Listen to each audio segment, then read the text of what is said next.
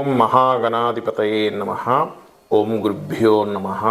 ఓం శ్రీమాత్రే నమః. పరమేశ్వర స్వరూపమైనటువంటి జ్యోతిష, వాస్తు మరియు ఇతర అనేకమైనటువంటి శాస్త్రములను మనకు అందించినటువంటి మహర్షులకి నమస్కారం.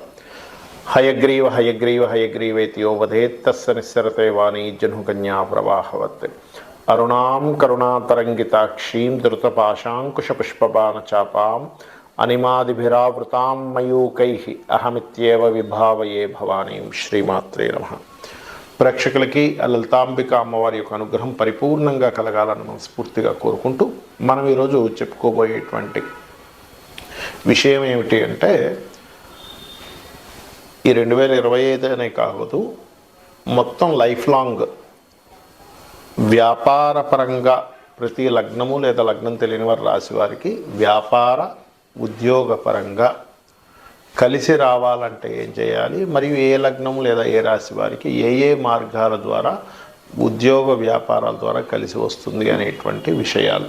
దాంతోపాటు మీరు వీడియో ఎండింగ్ వరకు చూసినట్లయితే ఏ గ్రహం అనుకూలిస్తే ఏ వ్యాపారం కలిసి వస్తుంది అనేటువంటిది కూడా ఉంటుంది వీడియో ఎండింగ్లో. కొంతమందికి జాతచక్రం తెలియని వారు దాన్ని ఎలా ఎంపిక చేసుకోవాలి అనేటువంటి విషయాలు కూడా చెప్పడం జరుగుతుంది. అయితే చెప్తున్నటువంటి విషయాలు ఇవేవైతే ఉన్నాయో చెప్తుంది నేనైనప్పటికీ కూడా చెప్పిస్తుంది సాక్షాత్ లలిత అమ్మవారిగా భావిస్తూ ఒక్కొక్క లగ్నము, లగ్నం తెలియని వారి రాశి నుంచి మనం తెలుసుకుందాం. సింహ లగ్నము, సింహరాశి. సింహం వారికి ఉండేటువంటి ప్రత్యేకత ఏమిటి అంటే, యూనిక్నెస్ ఎక్కువగా ఉంటుంది. మీకు అందరూ ఒక రకంగా చేస్తే మీరు ఒక డిఫరెంట్గా చేయాలి అనేటువంటి లక్షణం చాలా ఎక్కువగా ఉంటుంది. అయితే మీకు ధన లాభాధిపతి ఒకే గ్రహం అవుతాడు, బుధుడు అవుతాడు. అంటే మీ బుధగ్రహం కనుక బాగుంది అంటే కళ్ళు మూసుకొని చక్కగా వ్యాపారాలకు వెళ్ళచ్చు. కానీ అదే బుధగ్రహం కనుక బాగోలేదండి అంటే సింపుల్గా ఒకటే విషయం, అనవసరంగా ఇబ్బంది పడతారు వ్యాపారాల్లోకి వెళ్ళి. అంటే బాగోపోవడం అంటే ఏమిటి, ఎలా చూడాలి అంటే, ఆ యొక్క బుధుడు పాపగ్రహాల మధ్యనున్నాడా, శుభగ్రహాల మధ్యనున్నాడా, ఇది మెయిన్ థింగ్. అది చూసుకొని మీరు అడుగు వేయాలి. పాపగ్రహాల మధ్య నుండి అదే మహాదశ నడిచేటప్పుడు వ్యాపారం పెట్టడం ద్వారా నష్టపోతారు. కాబట్టి ఈ తప్పిదాలు చేయకండి. లేదండి మాది ఆల్రెడీ వ్యాపారమే ఉంది, ఇప్పుడు మళ్ళీ కొత్తగా ఈ దశ వచ్చి రావడం వల్ల ఇబ్బంది పడుతున్నాం అప్పుడు దానికి సంబంధించిన దీపారాధన చేయడం, అంటే బుధ, కుజ, కేతు గ్రహాల దగ్గర దీపారాధన చేయడం చేస్తూ ఉండాలి. అప్పుడు దాని యొక్క ప్రభావం అనేటువంటిది తగ్గుతుంది, నెగిటివ్ ప్రభావం అనేటువంటిది. అయితే సర్వసాధారణంగా బుధగ్రహం అయినందుకు ఏదైనా మీడియేటింగ్స్ ద్వారా, మధ్యవర్తిత్వం ద్వారా ధనయోగాలు వస్తూ ఉంటాయి బుధుడు కనుక బాగున్నట్లయితే. ఎందుకు, ధనాధిపతి లాభాధిపతి ఒక్కడే అయ్యారు కాబట్టి. అయితే ఇక్కడ ఎప్పుడు కూడా బుధుడు మీడియేటింగ్సే ఇవ్వాలంటూ లేదు. ఒక్కొక్కసారి ఏమవుతుంది, అదే బుధుడు కనుక కొంచెం ఇంకొక శుక్రుడితో కలిస్తే చిట్ ఫండ్స్తో రావడం, రవితో కలిస్తే కొంచెం మెడికల్ రిలేటెడ్ మూలంగా మీడియేటింగ్ చేయడం. అంటే ఏంటో ఒక మీడియేటింగ్ ఏ రంగాల్లో ఏ సంబంధంగా. ఇప్పుడు కొన్ని జాతకాలు చూసా, కుజుడితో కలిసి ఉన్నాడు బుధుడు. అంటే ఏమిటి, ఇద్దరు వ్యక్తులు గొడవ పెట్టుకుని ఉంటే ఆ గొడవను తీర్చడం ద్వారా వాళ్ళకి ధనం రావడం జరుగుతూ ఉంటుంది. లేదా ఒక మిషనరీని, ఒక వ్యక్తి దగ్గర మిషనరీ అమ్ముతానంటే ఇంకో వ్యక్తికి అమ్మించేటువంటి మీడియేటింగ్ ద్వారా డబ్బులు వస్తూ ఉంటాయి. అంటే ఏమిటి, మీ బుధుడు ఏ గ్రహంతో కనెక్ట్ అయి ఉండి, ఇంకో జాతకం చూసినప్పుడు గురువుతో కనెక్ట్ అయి ఉన్నాడు ఆ బుధుడు. అప్పుడేంటి, కొంతమంది చూడండి స్కూల్స్కి, కాలేజ్కి స్టూడెంట్స్ని ఇప్పించి దాని ద్వారా కొంత కమిషన్ పొందుతూ ఉంటారు ఆ రకంగా.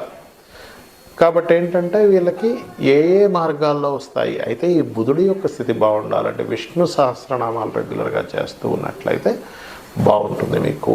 ఏ జాతకులైనా సరే నేను వ్యాపారం చేయాలా, ఉద్యోగం చేయాలా, లేదా ఆ వ్యాపారంలో కూడా ప్రోడక్ట్ రిలేటెడ్ చేయాలా, సర్వీసెస్ రిలేటెడ్ చేయాలా అనేటువంటిది ఎలా ఎంచుకోవాలి అంటే, ఒకటే గుర్తుపెట్టుకోండి, మీ బుధుడు కనుక బాగున్నాడు మీ జన్మజాతకంలో ఖచ్చితంగా వ్యాపారం చేయొచ్చు. బాగుండడం అంటే ఏమిటి, పాపకత్తిరిలో లేకపోవడము, శుభగ్రహాలతో కలిసి ఉండడము, బుధ రాసుల్లో ఎటువంటి పాపగ్రహాలు లేకపోవడం. ఇది పాయింట్, రూల్ నెంబర్ 1. ఇక రెండవది, ధనాధిపతి, లాభాధిపతి ఉన్నటువంటి స్థానాలు ఏవైతే ఉన్నాయో అవి ఎక్కడా ఇబ్బంది పడకుండా ఉంటూ ఆ యొక్క మహాదశలు, ధనాన్ని ఇచ్చేటువంటి మహాదశలు వచ్చాయా లేదా తెలుసుకోవాలి. ఇప్పుడు ఎలా ఉంటుందంటే, కొంతమందికి వ్యాపార యోగం ఉంటుంది కానీ ధనాన్ని ఇచ్చేటువంటి మహాదశ రాదు ఎక్కడా కూడా. ధనాన్ని ఇచ్చే మహాదశ రానప్పుడు ఏదో వ్యాపారం చేస్తుంటారు, వెళ్తూ ఉంటుంది లైఫ్, కానీ అది పెద్దగా ముందుకు సాగదు. అందుకే చూడండి, కొంతమందికి ఒక వ్యాపారం మొదలు పెట్టామండి, ఫస్ట్ ఇయర్ అద్భుతంగా సాగిందండి, కానీ సెకండ్ ఇయర్ థర్డ్ ఇయర్ బాగాలేదండి అంటారు. అంటే దాని అర్థం ఏమిటి? ఫస్ట్ ఆ 1 ఇయర్ ధనయోగం ఉంది బాగా, దాని తర్వాత second and third years downfall అయింది. చూడండి, కొన్ని థియేటర్స్ ఉంటాయి, కొత్తలో పెట్టినప్పుడు అద్భుతంగా జనాలు వచ్చేవారు, తర్వాత బాధపడి మీద ఎవరు రాలేదు. మరేమిటి, మరి అతనికి థియేటర్లో ధనయోగం లేదా? కొంతమంది హోటల్స్ నడుపుతూ ఉంటారు, అద్భుతంగా సాగిందండి, కానీ దాని తర్వాత ఎవరు వెళ్ళట్లేదండి. అంటే టెక్నికల్గా వేరే రీజన్స్ ఉంటాయి, అక్కడ టేస్ట్ తగ్గడము అవన్నీ కూడా ఉంటాయి, కానీ వాళ్ళకి అదే సేమ్ టేస్ట్ మెయింటైన్ చేస్తున్నా సరే ఒక్కోసారి వెళ్ళరు జనాలు. ఎందుకు అంటే దానికి కారణం, ఎన్ని కారణాలు ఉన్నా కూడా ఆస్ట్రాలజీ ఏం చెప్తుంది అంటే మీకు ధనయోగం ఇచ్చేటువంటి గ్రహాల యొక్క బలం తగ్గింది, అప్పుడు ఆ బలాన్ని పెంచుకోవాలి అని చెప్తుంది. ఇక్కడ మీరు మరి ఎలా పెంచుకోవాలి బలాన్ని అంటే, మీ లగ్నం నుంచి ధనాధిపతి ఎవరు తెలుసుకొని దాని బలం పెంచుకుంటుండాలి. ధనాన్ని ఇచ్చే కారకుడు ఎవరు? సహజంగా ధనాధిపతి ఉంటారు, ఆ ధనాన్ని ఇచ్చే కారకుడు ఇంకొకరు అవుతారు, ఆ గ్రహం ఇంకో గ్రహానికి అందిస్తుంది. సో అదెవరు? ఇప్పుడు నడుస్తున్నటువంటి మహాదశలు ఏమైనా ధనాన్ని వ్యతిరేకంగా ఇచ్చేటువంటి మహాదశలు ఏమైనా నడుస్తున్నాయా, ఇది పర్టికులర్గా తెలుసుకోవాలి. అలాగే ఒక్కొక్క గ్రహము ఒక్కొక్క రకమైన ధనయోగాన్ని ఇస్తుంది అని చెప్పారు. అయితే అది ఎలాగా? ఫస్ట్ ఆఫ్ ఆల్ మనకి చర స్థిర దిస్వభావ అని ఉంటాయి, అదేవిధంగా అగ్ని భూ వాయు జలతత్వాలు ఉంటాయి. అగ్నితత్వ సంబంధంగా వచ్చినప్పుడు అగ్ని సంబంధంగా అంటే ఈ ఫైర్ రిలేటెడ్ సంబంధించిన గ్యాస్ కావచ్చు, లేకపోతే స్టవ్లు కావచ్చు, లేకపోతే అగ్గిపెట్టెలు కావచ్చు, అంటే ఫైర్కి సంబంధించినవి ఏమైనా వస్తూ ఉంటాయి ధనం మీకు. భూతత్వం అంటే అంతా కూడా రియల్ ఎస్టేటు, భూమికి సంబంధించినవి. వాయుతత్వం అంటే అంతా కూడా మీకు తిరిగి చేసేటువంటిది, మార్కెటింగ్ చేసేటువంటివి. జలతత్వం అంటే కూడా అంతా కూడా అది కూడా కాస్త తిరిగేది ఉంటుంది, కానీ జలానికి సంబంధించిన లిక్విడ్ సంబంధించిన ఉంటూ ఉంటాయి. అదేవిధంగా చర స్థిర దిస్వభావ, చరం కూడా ఎక్కువ తిరగడం ఉంటుంది, స్థిరం అంటే ఒక దగ్గర చేసుకునేటువంటి వ్యాపారాలు, దిస్వభావం అంటే కొంతకాలం తిరగడం, ఒక దగ్గర ఉండడం అనేవి. అంటే మీ యొక్క ధనయోగం ఏ రూపాల్లో ఉంది. కొంతమంది ఎక్కువ తిరుగుతున్నానండి నాకు అయినా అవ్వట్లేదు అంటే కూర్చున్న దగ్గర వస్తాయి, అదొక ఎత్తు. అయితే ఏ గ్రహం ద్వారా ఎటువంటి ధనయోగం? మీకు రవి కనుక చాలా బాగున్నాడు, అది వ్యాపారం కానివ్వండి, ఉద్యోగం కానివ్వండి, అది మెడికల్ రిలేటెడ్ లేదా బంగారానికి సంబంధించిన వాటి మూలంగా, రాజకీయానికి సంబంధించిన గవర్నమెంట్ కాంట్రాక్ట్స్, గవర్నమెంట్ జాబ్స్ కోసం వెతుక్కునేటువంటి వారికి రవి బలంగా ఉన్నప్పుడు మీకు ధనయోగాన్ని ఇస్తాడు ఆ రూపంలో. చంద్రుడు బలంగా ఉన్నాడు, చంద్రుడు మంచి ధనయోగాన్ని, లాభయోగాలను ఇస్తున్నాడు. అప్పుడు ఏంటి? లిక్విడ్స్, ఫుడ్, ట్రాన్స్పోర్టింగ్ రిలేటెడ్ వీటి మూలంగా ధనయోగం ఇస్తూ ఉంటాడు, ఫ్లవర్స్ ఇట్లాంటివి. అదేవిధంగా కుజుడు ఇస్తున్నాడు, సెక్యూరిటీ రిలేటెడ్ సంబంధించినటువంటిది. అదేవిధంగా మనకి ఏదైనా సరే మిషనరీస్, ఫైర్ రిలేటెడ్, లేకపోతే ఒక వాదించడం ద్వారా, ఇప్పుడు లాయర్స్ ఉంటారు, గురువు కుజుడు ఈ కాంబినేషన్స్లో వస్తూ ఉంటుంది. అలా కాకుండా మీడియేటింగ్ చేసే ఉంటాయి కొన్ని వ్యాపారాలు, అది బుధగ్రహం ఇచ్చినప్పుడు మీడియేటింగ్ ద్వారా డబ్బులు వస్తాయి. అంటే ప్రోడక్ట్ వీళ్ళది కాదు అంటే, చిన్న ఎగ్జాంపుల్ రియల్ ఎస్టేట్ ఉంది. ఇప్పుడు ఆ రియల్ ఎస్టేట్లో భూమి వాళ్ళు వెంచర్ వేయలేదు, కానీ వెంచర్ వేసిన వాళ్ళ దగ్గరికి ఒక పర్సన్ని తీసుకెళ్ళి అమ్మిపించి దానిలో కొంత కమిషన్ వచ్చుకుంటుంది, అది బుధుడు. లేదా ఎనీథింగ్ మార్కెటింగ్, ఎనీథింగ్ అడ్వర్టైజింగ్, బుధుడు కనుక ధనయోగాన్ని ఇచ్చేటప్పుడు ఈ రంగాన్ని ఎంచుకోవాలి. అలాగే గురువు కనుక ధనయోగాన్ని ఇచ్చేటప్పుడు teachings, trainings, consultancies, finance related ఇవన్నీ కూడా గురువు శుక్రుడు ఇస్తూ ఉంటారు. అదేవిధంగా శుక్రుడు ప్రత్యేకంగా ఇచ్చేటప్పుడు అప్పుడు ఏం జరుగుతుందంటే ఫ్యాషన్ రిలేటెడ్ సంబంధించిన, అందానికి సంబంధించినటువంటిది, వాహనాలకు సంబంధించిన ద్వారా ధనయోగాలు.